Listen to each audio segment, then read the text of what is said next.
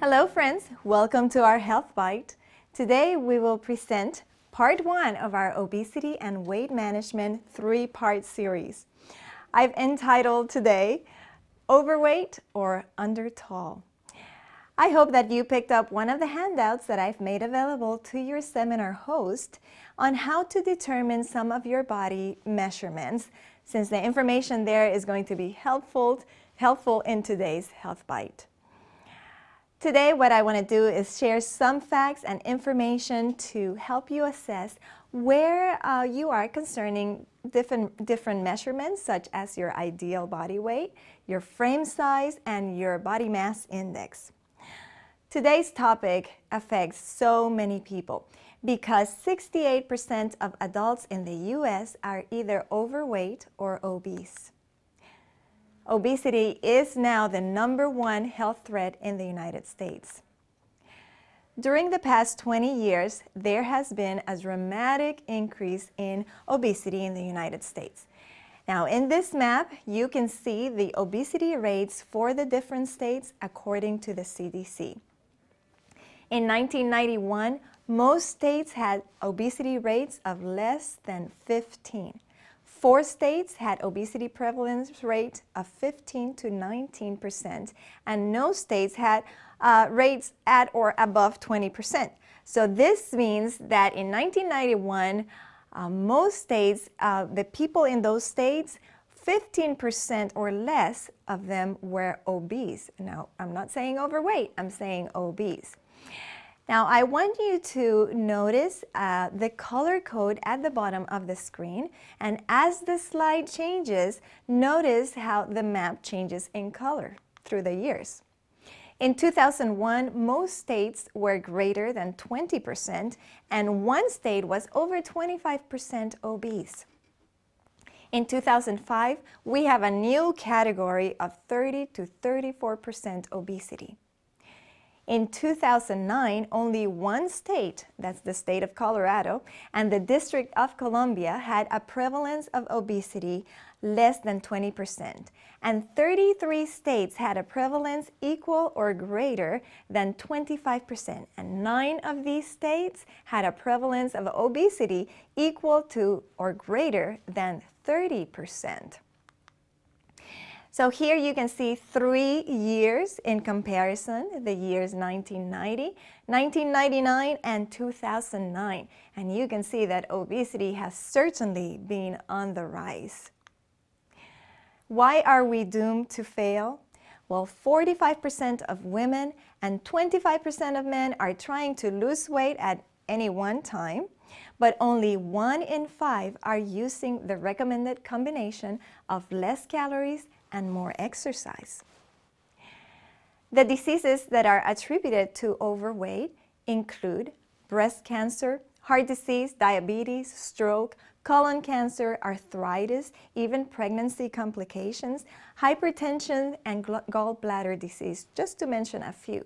Now, some of the leading causes of death in the U.S., of course, are heart disease, cancer, and stroke. But what is the leading cause of all of these diseases? It is obesity. A study compared weight with cancer death, and the results showed that as weight increased, so does the risk of dying from nearly all of the leading types of cancer. Researchers reported that as many as 90,000 cancer deaths could be prevented each year if Americans maintain a healthy weight. So being overweight or obese is a serious issue. But where do we begin? Well, the first thing you need to know is what your ideal weight is. Knowing your ideal body weight is important because studies showed that people who remain near this target live longer, healthier lives. So a healthy weight is the range of weights for a given height that corresponds to the lowest rate of morbidity and mortality. One way of figuring it out very easily, if you are a man, you would figure out how many inches over 5 feet you are, and you would multiply that number by 6. And then you add 106 to get your ideal weight. Now, this way of calculating your ideal body weight is a basic rule of thumb. It may not apply to athletes that have very high muscle mass and very little fat, but I realize most of the viewers are not going to be athletes, so this may apply to you. If you are a woman, you would figure out how many inches over 5 feet you are, and you would multiply that number by 5, and then you add 100 to get your ideal weight. It is also helpful to know your frame size because it will give you a more realistic range for your ideal body weight. So a quick way to estimate your frame size is to wrap your thumb and index finger around your wrist. And if your fingers don't touch, then you have a large frame. If your fingers overlap, you have a small frame. And if they just meet, then you have a medium frame. So basically, if you have a large frame, you're allowed to weigh a little bit more. If you have a small frame, then you should weigh a little bit less than your previously calculated ideal body weight. If you want to be more accurate, you can measure your wrist circumference in inches and look at the information in your handout. The body mass index, or BMI, is a term that you've probably heard. It is a measure of an adult's weight in relation to his or her height, and it's one of the most accurate ways to determine if an adult is overweight. So a BMI of 25 or above equals overweight. A BMI of 30 or above is obese. A BMI over 40 is morbidly obese, and a BMI between 18.5 to 25 is a healthy weight. Now, there is a formula to calculating your BMI, but the easiest way is to find out your BMI is to look at a BMI table. You can match your weight and your height on the table, and you'll get your body mass index, or your BMI. You can find this in the back of your handout, or you can easily find it online too.